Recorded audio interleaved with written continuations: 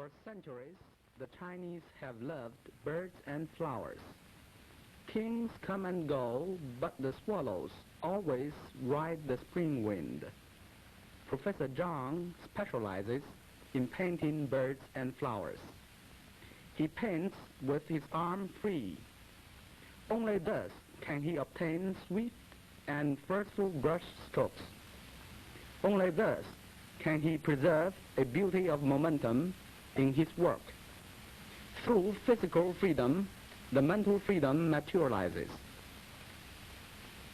As an appetizer before the main course, Professor Zhang lets loose his brush to bring out 2 baby chickens within half a minute. This film is taken in actual speed.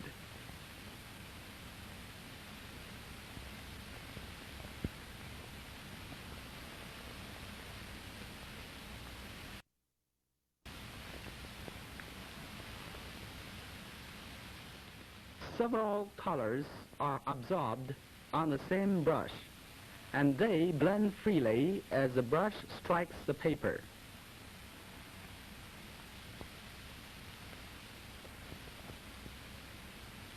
Somehow, the Chinese painter breaks the emptiness of a white paper with the same effect as a singer breaks the silence with a song. No singer tries to correct the words already flown into the air. No Chinese painter attempts to retrace a stroke already laid clearly on the paper. As a matter of fact, one of the qualities that Chinese painters cherish is yun, or rhythm. There is rhythm in placing the thick part and the thin part naturally. There is rhythm in releasing heavy tones and light tones alternately or gradually.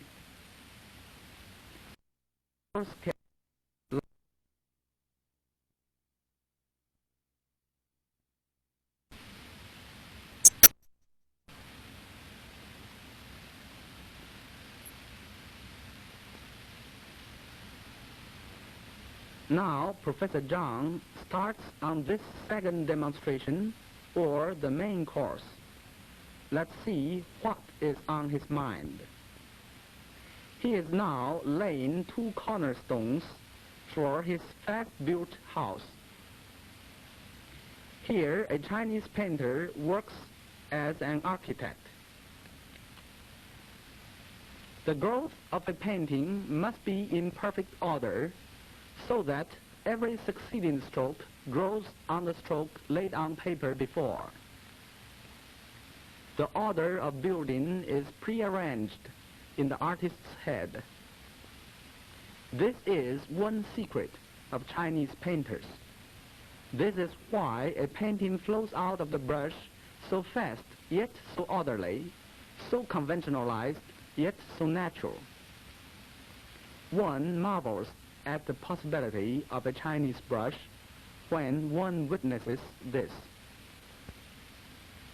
It seems that all the leaves and flowers were prefabricated, only brought on the paper to be assembled into a painting by the magic of a brush. Yes, in a sense, they are prefabricated. The colors are already mixed on the brush. The forms have long been visualized in the artist's eyes, and the general scheme is preconceived with his years of experience. And what more, when a brush is tamed, it can really play merrily on paper to the artist's heart's content. For with the taming of the brush, the main part of the artist's technical training goes. No wonder Chinese usually refer to someone's painting as someone's brushwork. While the brush tip defines the shapes, the artist's wrist gives the substance, and the artist's arm commands the movement. These branches show clearly the subtle combination of the 3 elements at work.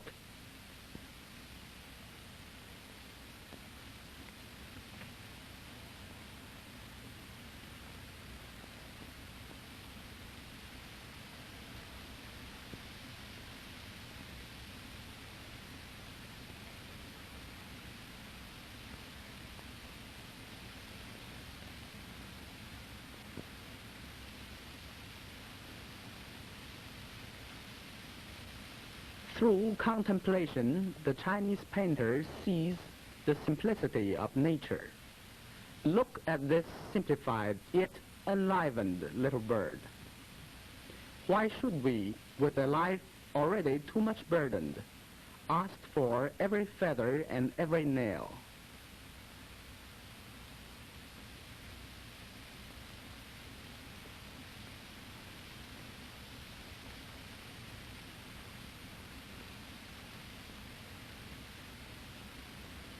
Chinese painting has the combined quality of a preliminary sketch and a finished painting.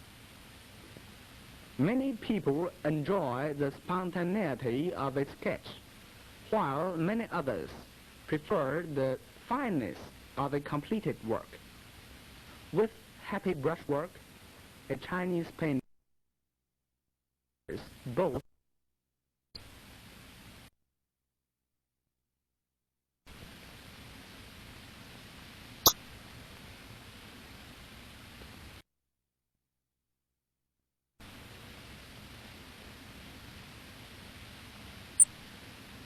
as an afterthought. Professor Zhang shows in detail how different colors ride on the same brush.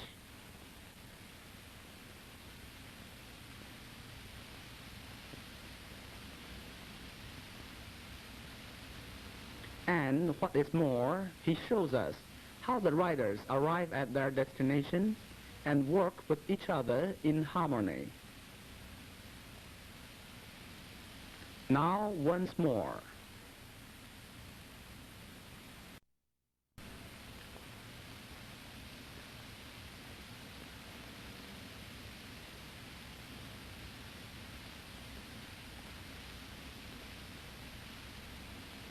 A few main lines guide the whole complicated painting, as Professor Zhang indicates.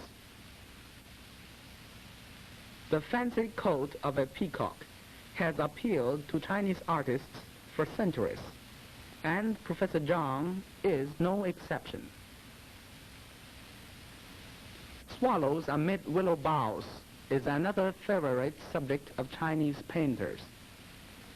This painting is particularly interesting in its beauty of momentum. The downward movement of the swallows is beautifully balanced by the upward movement of the wind, as shown by the waving willow boughs. It is never static, yet it is perfectly at ease. As a conclusion, we catch a glimpse of Professor Zhang's other birds.